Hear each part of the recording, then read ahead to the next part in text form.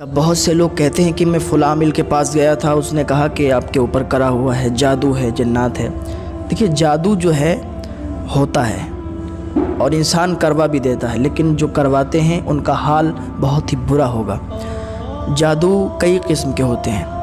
جو سب سے زیادہ طاقتور جادو ہوتا ہے وہ بھانومتی کا جادو کہا جاتا ہے۔ ایک کالی ماتا کا بھی جادو کہا جاتا ہے۔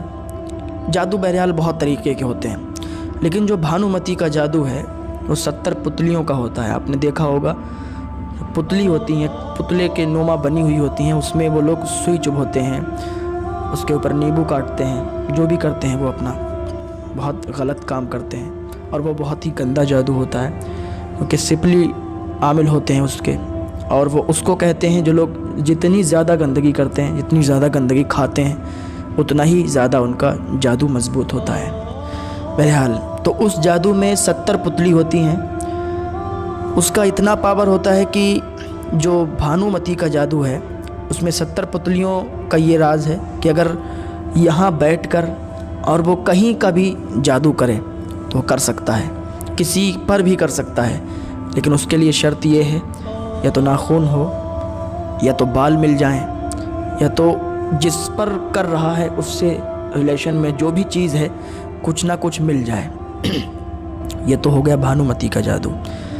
لیکن جو کالی ماتا کا جادو کہا جاتا ہے اس میں 30 پتلیاں ہوتی ہیں۔ وہ یہاں بیٹھ کر انسان اتنی دور تک کر سکتا ہے جتنی دور بیچ میں ندی نالا نہ پڑ جائے۔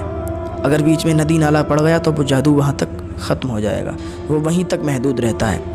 بھانومتی کا جادو وہ ندی نالوں سے بھی پار کر جاتا ہے، آگے تک، جہاں تک کر سکتا ہے، جہاں کا انسان ہوگا، مطلب جس پر چاہے کر سکتا ہے۔ اب جو آپ پر جادو کیا ہوا ہے، آپ کہتے ہیں کہ میں فلاں کے پاس گیا، تو دیکھیے، ہر عامل سے مت ملیے اور ہر عامل کے پاس مت جائیے، کیونکہ میں نے بہت پہلے بھی بتایا تھا کہ ہر عامل ایک جیسا نہیں ہوتا ہے۔ بہت سے عامل لوٹنے کے لیے بیٹھے ہیں جو لوگوں کو لوٹتے ہیں، بہت سے عامل ایسے ہوتے ہیں جو باقی کام کر کے دیتے ہیں اور ان سے پیسہ بھی نہیں لیتے ہیں زیادہ، سمجھ رہے ہیں، جتنا ان کا کام ہوتا ہے اتنا ہی پیسہ لیتے ہیں۔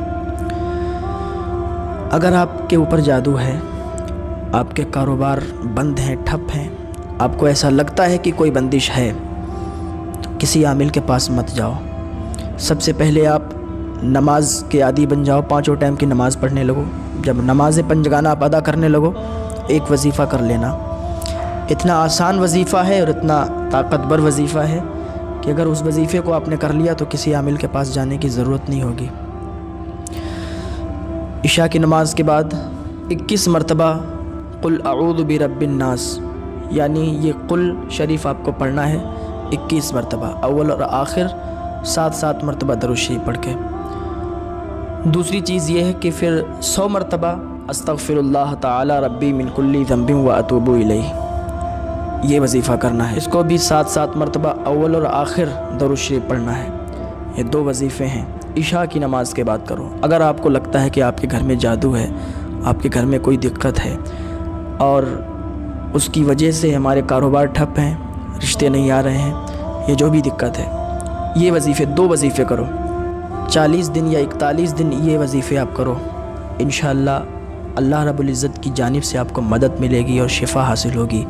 ان کو پڑھنے کے بعد اپنے اوپر دم کرو اور اپنے گھر والوں پر دم کر دو، اور اگر پانی آپ کے پاس ہو تو پانی پر دم کر کے وہ پانی رکھ لو اور وہ پانی اپنے گھر والوں کو اور اپنے آپ پی لو۔